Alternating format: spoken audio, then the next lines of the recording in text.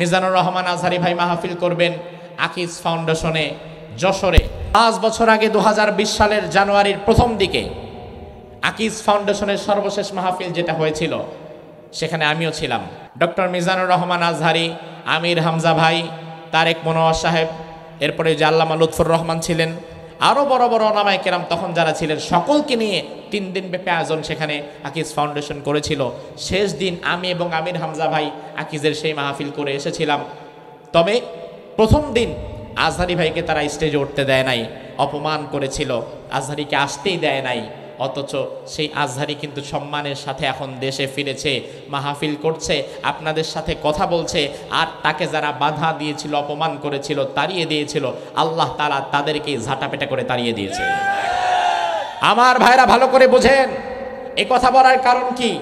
Akij foundation তারা তো বিরাট একটা পরিবার, আকিজ পরিবার, হাজার হাজার কোটি টাকার অ্যাসেট তাদের, তারা বিরাট বড় বড় আয়োজন করতে পারে, এটা তেমন বড় আহামরি কোনো বিষয় না। তাদের কোম্পানির যে প্রফিট, ওই প্রফিটের তুলনায় এমন মাহফিল যদি তারা প্রতিদিনও করে তারপরেও তাদের কোনো যায় আসে যায় না।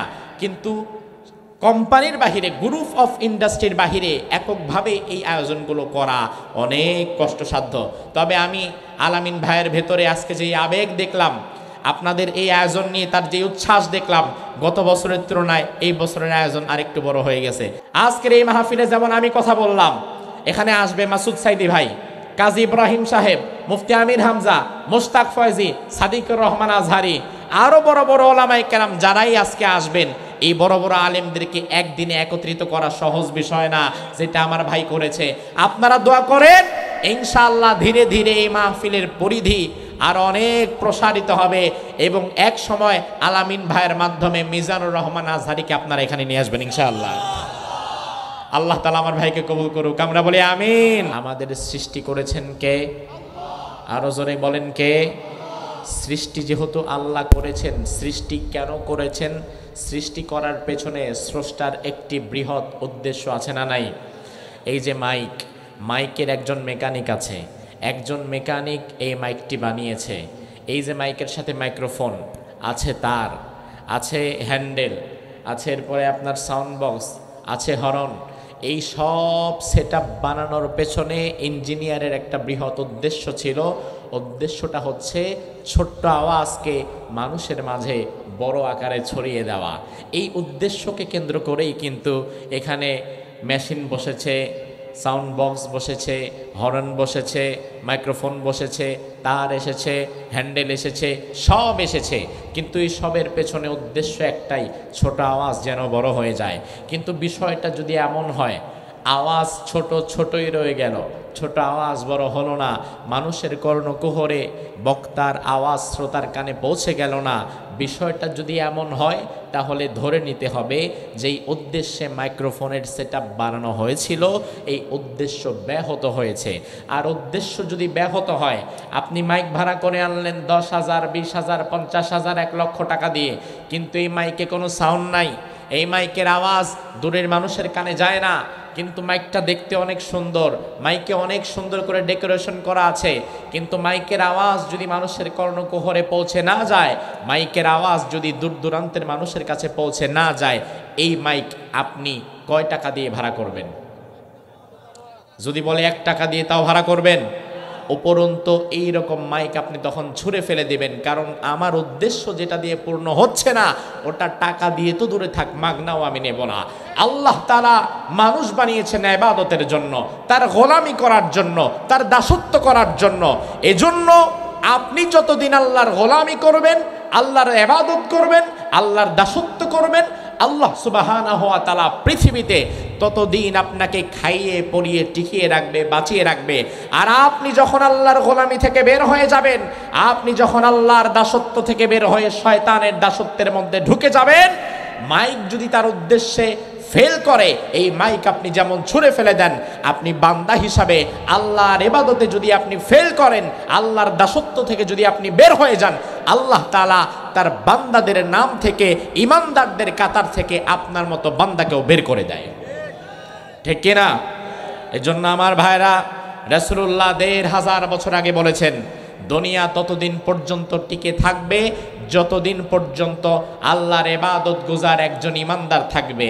ইবাদত গুজার ইমানদার যেদিন থাকবে না, সেদিন দুনিয়াকেও আল্লাহ তাআলা আর রাখবে। এই জন্য আল্লাহর হাবিব সাল্লাল্লাহু আলাইহি ওয়াসাল্লাম বলেন, লা তাকুমুস সাহ হাত্তা লা ইউকালা ফিল আরদি আল্লাহ আল্লাহ। দুনিয়াতে ততক্ষণ পর্যন্ত আল্লাহ তাআলা কিয়ামত দিবে না যতক্ষণ না পর্যন্ত দুনিয়ার একজন বান্দা আল্লাহকে আল্লাহ আল্লাহ বলে একটা ডাক দিতে পারে। আল্লাহকে কি আল্লাহ বলে একটা ডাক দিতে পারবেন? পারবেন আপনারা? তাহলে অন্তর থেকে আল্লাহকে একটা ডাক দিয়ে বলেন আল্লাহ, আবার বলেন আল্লাহ। একজন ইমানদারের দাম আল্লাহর দরবারে এত বেশি, ইমানদার যদি গোটা দুনিয়াতে একজন থাকে, রব্বুল আলামিন ওই একজন ইমানদারের জন্য হলেও দুনিয়াকে টিকিয়ে রাখবে, দুনিয়াকে আল্লাহ তাআলা ধ্বংস করবে না। অথচ আমার ভাইরা লক্ষ্য করেন, ইমানদারের দাম আল্লাহর কাছে এত বেশি, দুনিয়াতে এটার কোনো হিসাব হয় না। এই যে আজকে সুন্দর মাহফিলের প্যান্ডেল, কয়েক শত লাইট, সুন্দর একটা স্টেজ, ফুল দিয়ে ডেকোরেটেড করা আছে, এত সুন্দর আয়োজন, আজ রাত 12টার পরে কিন্তু এই আয়োজন আর এমন ভাবে থাকবে না। যত বক্তারা আসবেন তারা কথা বলে চলে যাবেন, শ্রোতারাও ধীরে ধীরে বাড়ি চলে যাবেন।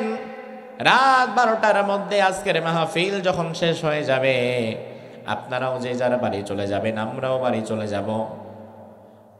উপস্থিত শ্রোতা মণ্ডলী, বক্তাবৃন্দ, আয়োজক কমিটি সবাই যখন তাদের বাড়ি ঘরে চলে যাবে, তখন এত সুন্দর প্যান্ডেলটাকেও কিন্তু আর এভাবে রাখা হবে না। ডেকোরেশনের ছেলেটা তখন এসে মাইকটা খোলা হবে, লাইট খোলা হবে, কাপড়গুলো খুলে নিয়ে যাবে, ফুলগুলো সরিয়ে ফেলবে। ওই মুহূর্তে যদি আপনি চিন্তা করেন, ধানের ক্ষেতের মধ্যে এত সুন্দর একটা আয়োজন, এত সুন্দর আয়োজন এত তাড়াতাড়ি খুলে ফেলা হবে, বিষয়টা কেমন দেখায়? আপনি চিন্তা করলেন না আমি বাড়ি যাব না, আমি থাকবো।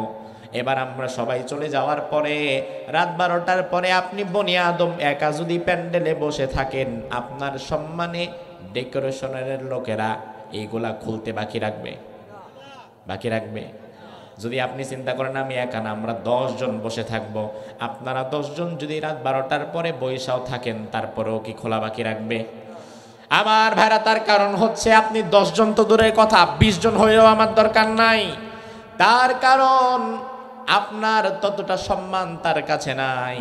হাজার হাজার মানুষ যখন উপস্থিত হবে, হাজারো মানুষের জন্য 100 হাতের প্যান্ডেল আপনি রাখবেন, কিন্তু 10 জন 20 জন মানুষের জন্য 50 হাতের প্যান্ডেল আপনি রাখবেন না। অথচ আল্লাহ রাব্বুল আলামিন তার বান্দাকে এত বেশি ভালোবাসেন, তার ইমানদার বান্দাকে আল্লাহ তাআলা এত বেশি ভালোবাসেন। রব্বুল আলামিন বলে, বান্দা দুনিয়াতে তুমি যদি রাত 12টার পরে প্যান্ডেলের নিচে একা কিংবা 10 জন 5 জন নিয়েও বসে থাকো, দুনিয়ার মানুষ সস্তা একটা প্যান্ডেল তোমার সম্মানে রাখতে রাজি হয় না। অথচ তুমি যদি আমার বান্দা হয়ে যাও, তুমি যদি আমার ইবাদত গুজার বান্দা হয়ে যাও, তুমি যদি ইমানদার বান্দা হতে পারো, তাহলে গোটা দুনিয়াতে হাজার শত শত কোটি বেঈমানের মধ্যে তুমি যদি একবার ইমানদার হিসাবে আমি আল্লাহকে আল্লাহ বলে একটা ডাক দিতে পারো, তোমার ডাকের জন্য গোটা দুনিয়ার সামিয়ানাটাকেই আমি আল্লাহ টিকায় রাখবো। তাইলে ইমানদারের দাম বেশি না কম?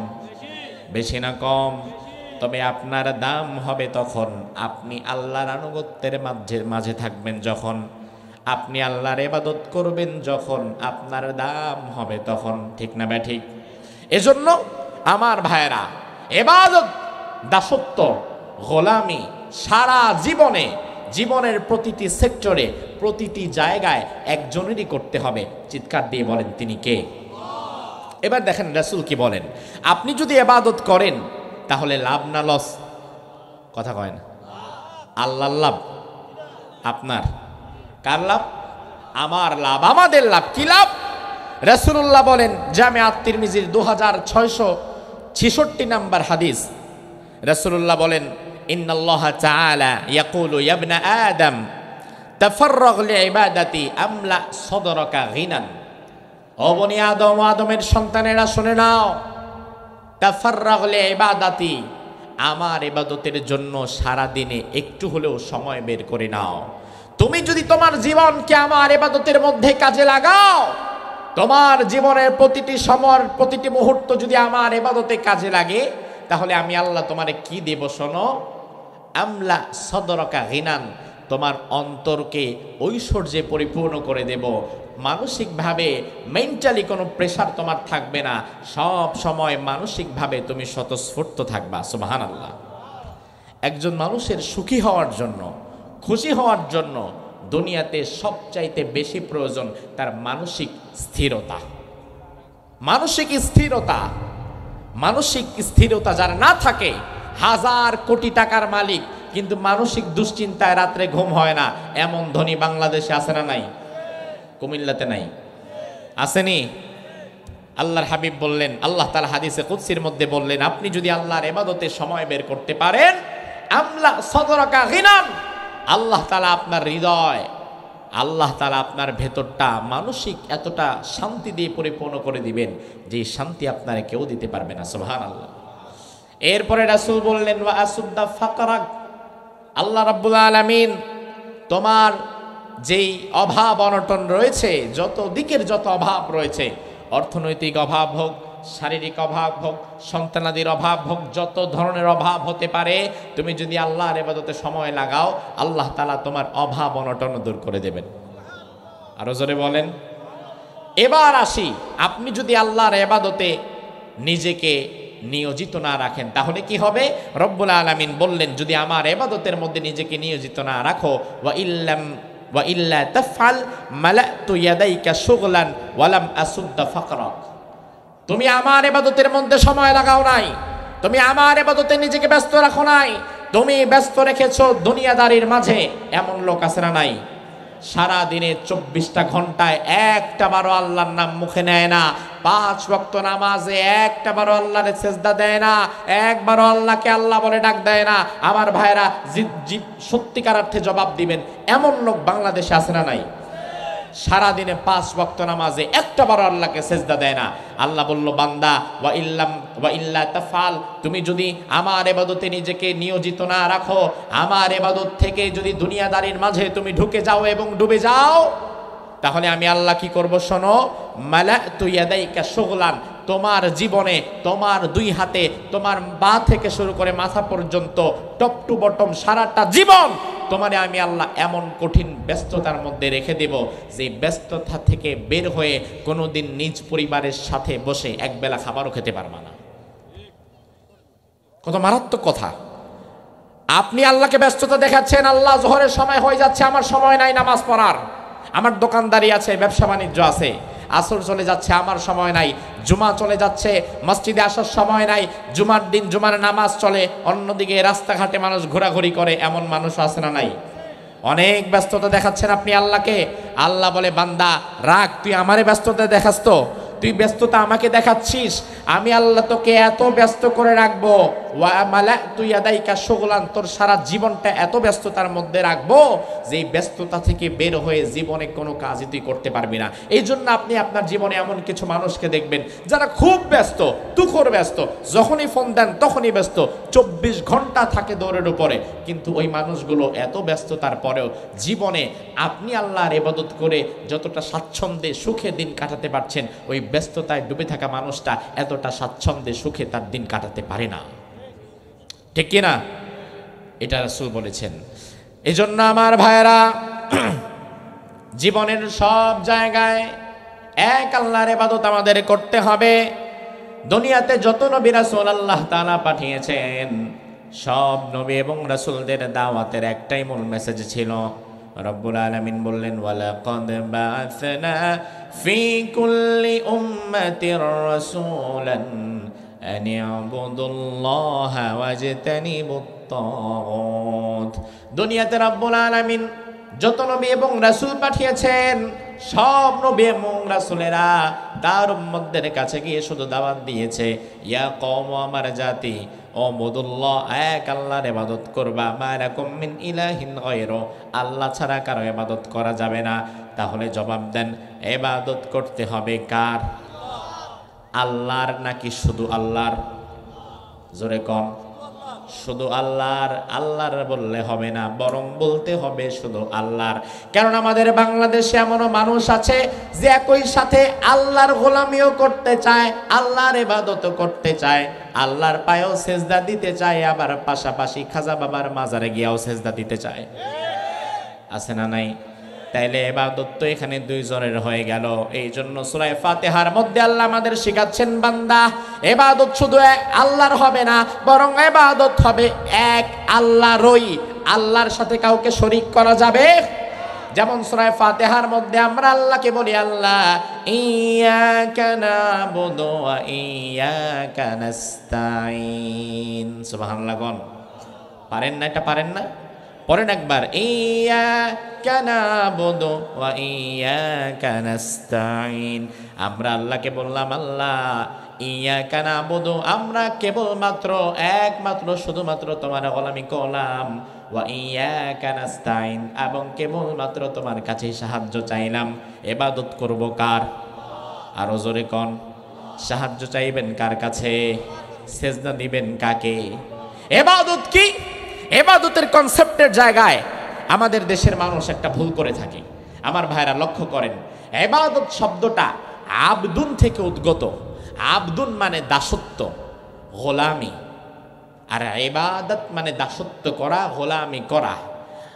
এখন আমরা সারা জীবনে দাসত্ব করব, গোলামি করব খাজা বাবার, নেতার নাকি আল্লাহর? জোরে কোন, খাজা বাবার, নেতার নাকি আল্লাহর? বাংলাদেশে এক শ্রেণীর মানুষ তারা খাজার গোলামিতে ব্যস্ত, এক শ্রেণীর মানুষ তারা নেতার গোলামিতে ব্যস্ত, আর অল্প কিছু সংখ্যক মানুষ যারা জীবনের টপ টু বটম সব জায়গায় আল্লাহর গোলামিকে নিতে, আল্লাহর গোলামির মাঝে নিজেদেরকে রাখতে চায়। মূলত পক্ষে বাংলাদেশে 24টা ঘন্টা জীবনের প্রত্যেকটি সেক্টরে নিজেদেরকে যারা আল্লাহর গোলামির মাঝে রাখতে চায় তাদের জীবনে বিপদাপদ বেশি, ঠিক কিনা? এখন আপনি আল্লাহর গোলামি আপনি করবেন, কতক্ষণ করবেন? যদি আপনাকে প্রশ্ন করা হয়, ভাই আপনি তো আল্লাহর গোলামি করবেন, আল্লাহর ইবাদত করবেন, তাহলে আল্লাহ তো আপনাকে 24 ঘন্টা সময় দিলেন একটা দিনে, তাহলে এই 24 ঘন্টার মধ্যে আপনি আল্লাহর গোলামি করবেন কতক্ষণ? আপনি জবাব দেন দেখি, কতক্ষণ করবেন? 1 ঘন্টা? 2 ঘন্টা? কারণ এই যে 5 ওয়াক্ত নামাজ, ফজর, জোহর, আসর, মাগরিব, এশা, মোটামুটি 5 ওয়াক্ত পড়তে তো 1 ঘন্টার বেশি লাগে না। তাহলে অন্তত 24টা ঘন্টায় 1 ঘন্টা তো আল্লাহর গোলামি করবেন, ঠিক না? অসম্ভব। আপনাকে আপনার জীবনের 24টা ঘন্টায় আল্লাহর ইবাদত করতে হবে, 24টা ঘন্টায় আল্লাহর গোলামি করতে হবে। আপনি বলবেন, হুজুর আমি নামাজ পড়লাম সারাদিনে 5 ওয়াক্ত যদি পড়ি আমার 1 ঘন্টা লাগে, বাকি 23 ঘন্টা আমার চাকরি আছে, চাকরির পরে আবার আমি পার্ট টাইম একটা ব্যবসা করি, ওখানে সময় দিতে হয়, আমি আমার পরিবারকে নিয়ে একটু ঘুরতে বের হই, ওখানে সময় দিতে হয়, বাজার ঘাট করি, ওখানে সময় দিতে হয়, খাওয়া দাওয়া করা লাগে, পেশাব পায়খানায় যাওয়া লাগে, কত কর্মব্যস্ত আমি। অথচ রাসূল বলেছেন, উম্মত শুনে নাও, তোমার প্রতিটি কাজ যদি আমার তরিকার মধ্য দিয়ে হয়, ইখলাসের সাথে হয়, এবং তোমার প্রতিটি কাজ যদি আল্লাহর জন্য হয়, তাহলে তোমার 24টা ঘন্টার 24টা ঘন্টাই হতে পারে ইবাদত। তোমার 24টা ঘন্টার একটি মুহূর্ত ইবাদতের বাহিরে যাবে না। আপনি যদি আল্লাহর পথে চলে ব্যবসা করেন, ওই ব্যবসাটাও হবে ইবাদত। আপনি যদি আল্লাহর পথে চলে আপনার পরিবারকে সময় দেন, ওই পরিবারকে সময় দেওয়াটাও হবে তখন ইবাদত। আপনি যদি আল্লাহর পথে চলে রাজনীতিও করেন, ওই রাজনীতি যদি হয় রবের সন্তুষ্টির জন্য, মানুষের হক নষ্ট না করার জন্য, তাহলে আপনার রাজনৈতিক জীবনের যে সময়টুকু ব্যয় করা হচ্ছে এটাও হয়ে যাবে তখন না ইবাদত, ঠিক কি না? 24 ঘন্টায় 1 ঘন্টা আল্লাহরে দিয়ে আপনি আল্লাহর গোলাম হতে পারবেন না। 24 ঘন্টায় 1 ঘন্টা আল্লাহরে দেয়, আর বাকি 23 ঘন্টা শয়তানের পেছনে দৌড়ায়, এমন মুসলমান আমাদের সমাজে আছে না নাই? অসম্ভব, আপনি আল্লাহর গোলাম হতে পারবেন না। বাংলাদেশে সবচাইতে বেশি আম হয় কোন জেলায় বলতে পারবেন? রাজশাহী এবং চাঁপাইনবাবগঞ্জ। আমি অনেকবার সেখানে সফর করেছি। রাজশাহী চাঁপাইনবাবগঞ্জে গেলে দেখবেন বিরাট লাইনে হাজার হাজার হাজার হাজার আমের গাছ, এরকম বিরাট ক্ষেত, বিরাট মাঠ, সব আমের বাগান, শুধু আমের বাগান। আমি একবার এক আমের বাগানে গেলাম, ওই আমের বাগানে আমি জিজ্ঞেস করলাম আম গাছ কতগুলো আছে? বলল, হুজুর আমাদের এখানে 3000 আম গাছ আছে। দুই সারিতে মোটামুটি 1500 করে বিরাট বড় জায়গা নিয়ে 3000 আম গাছ। আমি আম গাছের ওইদিকে আমাকে উনি ওনার মোটরসাইকেল দিয়ে কিছুটা সময় ঘোরায় দেখালেন। আমি ঘুরে ঘুরে দেখে হঠাৎ করে মধ্যখানে এসে দেখলাম মধ্যখানে আবার উনি শখ করে 2টা নারিকেল গাছ লাগাইছে। নারিকেলও হয়েছে, 3000 আম গাছ, মধ্যখানে 2টা নারিকেল গাছ আছে। এবার আমার ভাইয়েরা জবাব দেন, 3000 আম গাছ যেখানে, ওই মধ্যখানে যদি 2টা নারিকেল গাছ থাকে, ওই জায়গার নাম আপনি কি বলবেন? আম বাগান না নারিকেল বাগান? আম বাগান না নারিকেল বাগান? কিন্তু নারিকেল গাছও আছে না নাই? কয়টা? কয়টা? পরিমাণে কম, পরিমাণে কম। 3000 আম গাছের মধ্যে 2টা নারিকেল গাছ থাকায় ওই জায়গাকে আপনি নারিকেল বাগান না বলে যেমন আম বাগান বলেন, একইভাবে দিনের 24 ঘন্টা, সারা মাস, সারা বছর আপনি শয়তানের পেছনে ঘুরলেন আর শুধুমাত্র রমজানের টুপি টাপি লাগায় মসজিদে ঢুকে গেলেন, আপনিও আল্লাহর গোলাম না, শয়তানের গোলামি রয়ে গেলেন।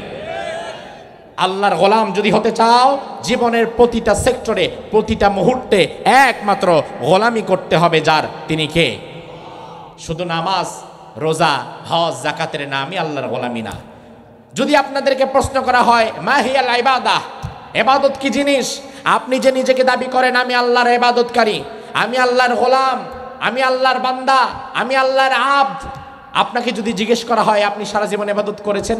অবশ্যই ইবাদত করেছি, আমি একজন ইবাদত গুজার মুত্তাকি পরহেজগার মানুষ। এবার যদি প্রশ্ন করা হয় ইবাদত বলতে আসলে আপনি কি বুঝেন, বাংলাদেশের মানুষ মূলত ইবাদতের সংজ্ঞাটাই পেছ লাগায় ফেলে, ইবাদতই বোঝে না। যদি আপনাকে প্রশ্ন করা হয় ইবাদত বলতে কি বুঝেন, কোনার মিয়া দাঁড়ায় বলবে ইবাদত মানে হচ্ছে নামাজ, এই কোনার মিয়া দাঁড়ায় বলবে না ইবাদত মানে হচ্ছে রোজা, এই কোনার জন দাঁড়ায় বলবে ইবাদত মানে হজ, কেউ বলবে যাকাত। আমার ভাইরা, নামাজ, রোজা, হজ, যাকাত এগুলো আলাদাভাবে এগুলোকে ইবাদত বলা হয় না, এগুলো হচ্ছে পার্ট অফ ইবাদাহ, ইবাদতের এক একটি অংশ। যেমন এই যে আমি একজন মানুষ, আমি কি? কথা কয় না, এটা কি? জোরে কন, এটা কি? এরপরে এটা কি? এটা কান। এবার এটা হলো আমার হাত, এটা আমার নাক, এটা আমার চোখ, এটা আমার কপাল, এটা আমার পা, এটা আমার পেট, এটা আমার পিঠ। তাহলে মানুষটা কোথায়? আপনি যে বললেন আমি মানুষ, মানুষটা কোথায় গেল?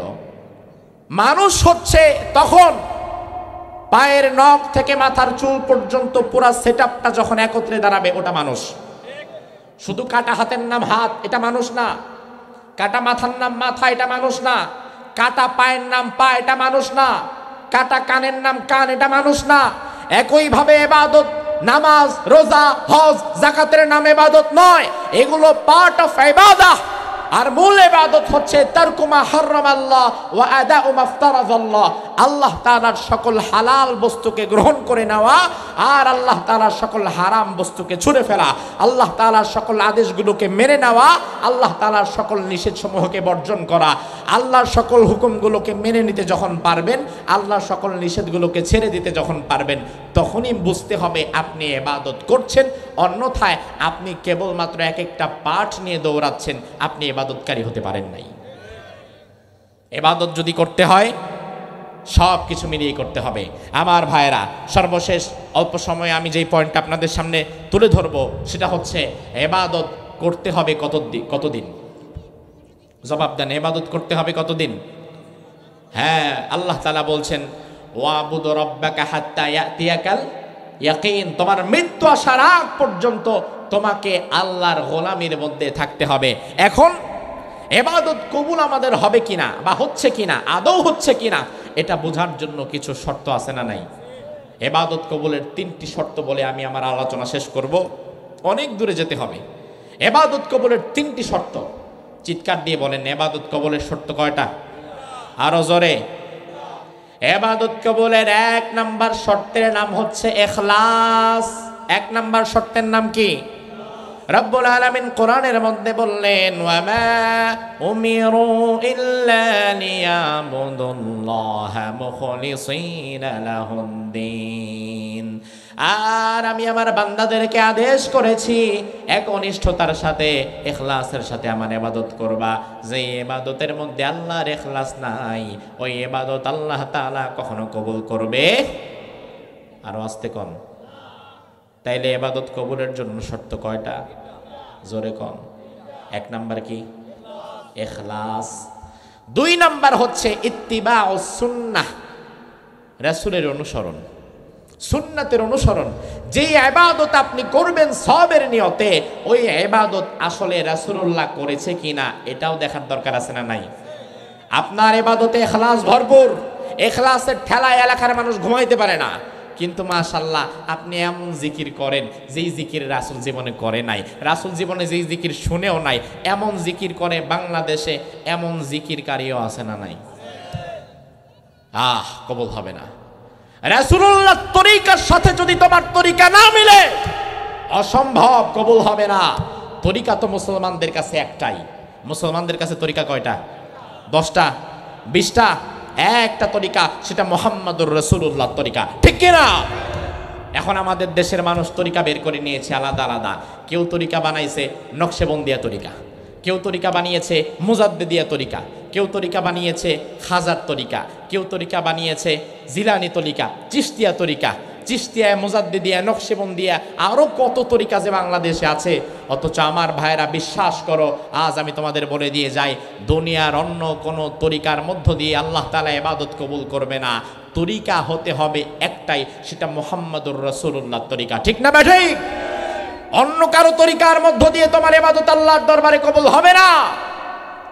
তুমি না হয় খাজা মুঈনুদ্দিন চিশতি রহমাতুল্লাহি আলাইহিকে ভালোবেসে চিশতিয়া তরিকা বানালা, আব্দুল কাদের জিলানীকে ভালোবেসে কাদেরিয়া তরিকা বানালা, কাদেরিয়া তরিকায় তুমি এখন ইবাদত করো, চিশতিয়া তরিকায় তুমি এখন ইবাদত করো। অথচ মুসলমান, ইবাদত তো সেদিনও ছিল যেদিন আব্দুল কাদের জিলানী ছিল না, ইবাদত তো সেদিনও ছিল যেদিন খাজা মুঈনুদ্দিন চিশতি ছিল না।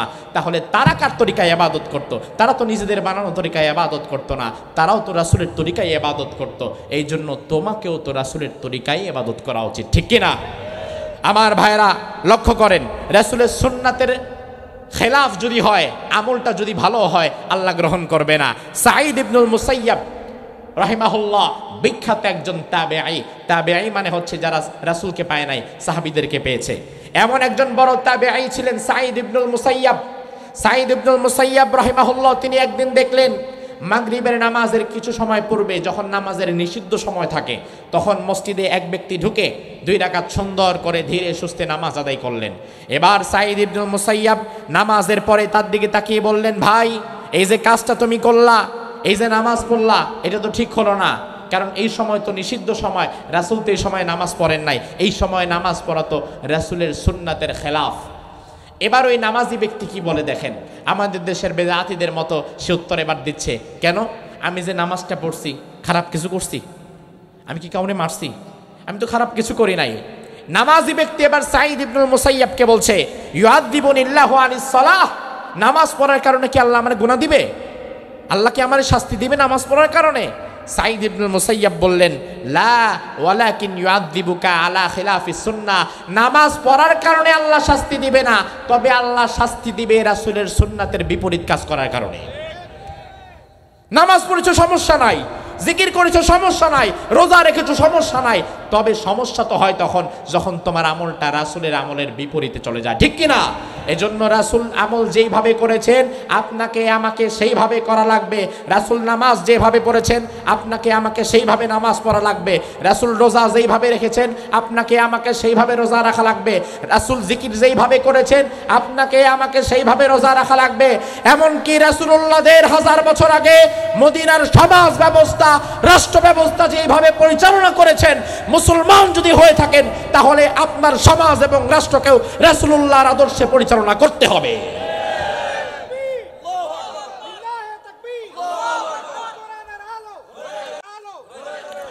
আমার ভাইরা, ইবাদত কবুলের সর্বশেষ 3 নাম্বার শর্ত হচ্ছে হালাল রিজিক।